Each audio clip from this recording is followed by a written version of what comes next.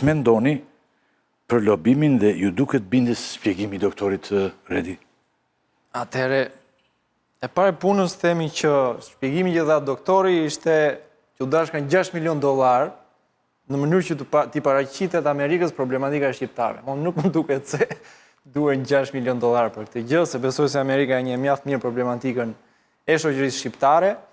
Unë do të shkoj përtej diskutimit në qoftë se mënyra për të lobuar me këtë shumë parash ka qenë ligjore ose jo, ai përket shtetit shqiptar për ta hetuar ose jo. Çështja është se çfarë mesazhi politik përçon në këtë moment Partia Demokratike të Sali Berisha duke dhënë një shumë marramendse, do të thoja unë, për kushtet e Shqipërisë dhe për qëllim.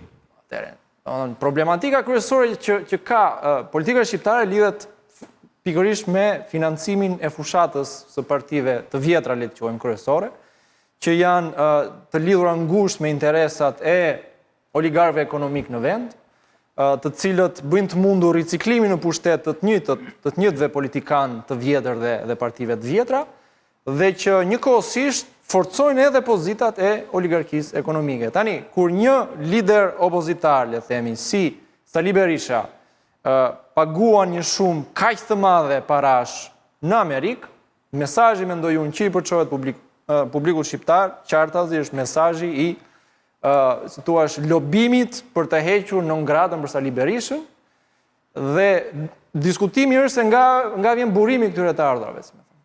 Sepse nëse paguajnë $6 milion për këtë gjë, atëherë do thotë se oligarkia shqiptare, e cila si thua shpreson ndoshta që Sali Berisha do vinë ditë në pushtet, po paguan ose po lobon, po duam ta quajmë kështu, qeverin amerikane për të hequr non gratën e Sali Berishës. Tani, nëse problemi kryesor i shqiptarëve është non grata e Sali Berishës, atëherë nuk më duket serioze kjo gjë. Ashtu tha është çdo shqiptari, problemi është çdo shqiptar. Ai tha që po japim $6 milion që të interesohet Amerika për hallet e shqiptarëve, domethënë. Është një gjë qesharake mendoj unë edhe për të diskutuar. Ama në mesazhin politik që jep është jashtëzakonisht shumë problematike kjo që po bën supozohet partia kryesore opozitare e vendit, që dëshmon dhe njëherë atë që kemi thënë gjithmonë, që janë partitë të cilat janë të lidhura ngushtësisht, të kapura madje nga oligarkia ekonomike, dhe që nuk kanë justifikuar kur as shpenzimet e fushatës, as ato skenat madhështore që ndërtojnë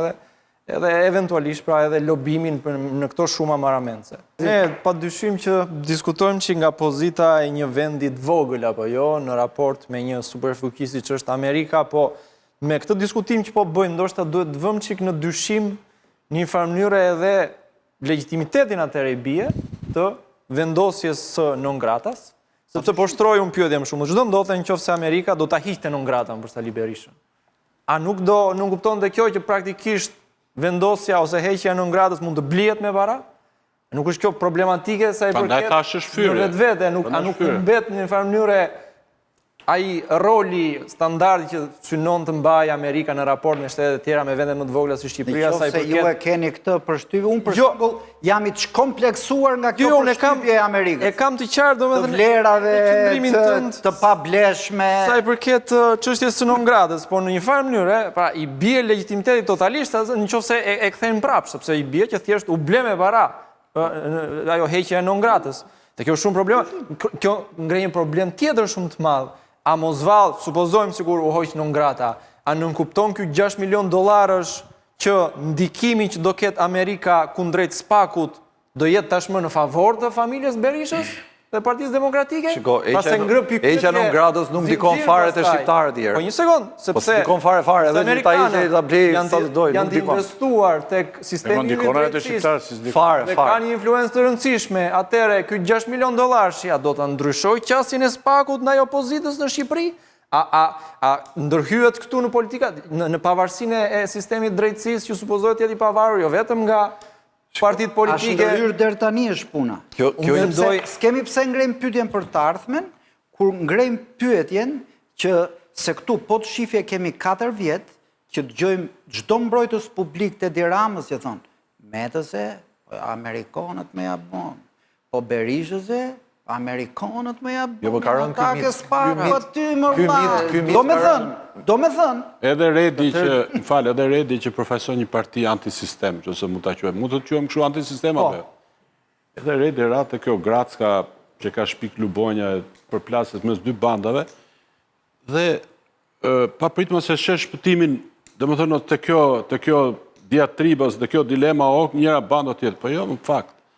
Kjo banda e Ramës, nëse e marrim për të tillë, unë se kam qytet rast Berishës band, mund të rrëzohet fare mirë me forcat që kanë legjitimitet moral. Këtë po them, Pra forcat që kanë legjitimitet moral, forcat e reja. Jo, dakord.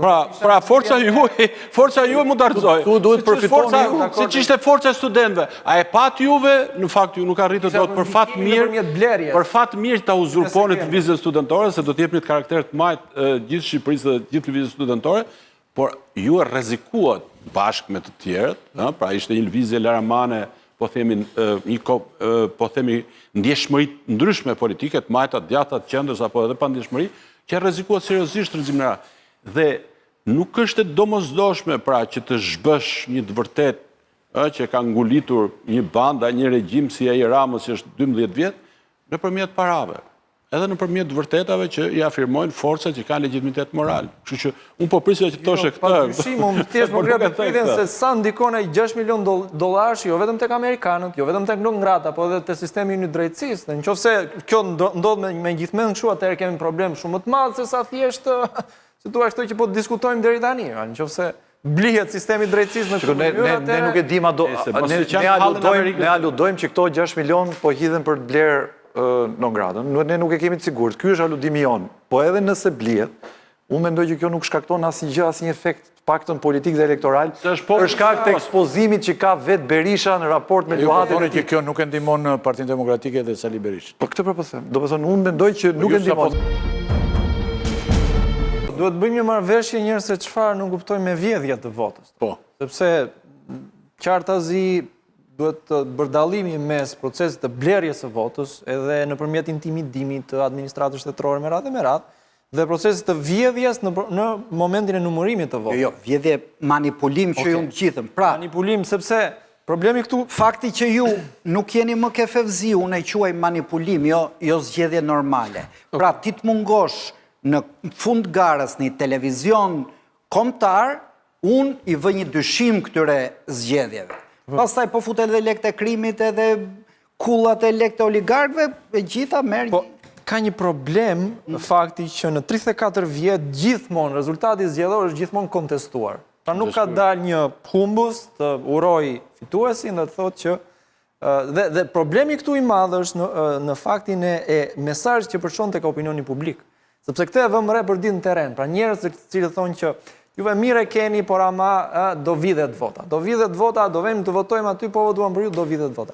Tani, një ndër problemet kryesore është edhe mënyra se si numërohen votat, sepse këtu janë ndarë numëruesit e votave tek dy partitë e mëdha, dhe ne që jemi parti, le themi që s'kemi mundësi të marrim pjesë procesit numërimit, na bie bara që të jemi jashtëzakonisht shumë vigjilent si vëzhgues dhe jo si numërues.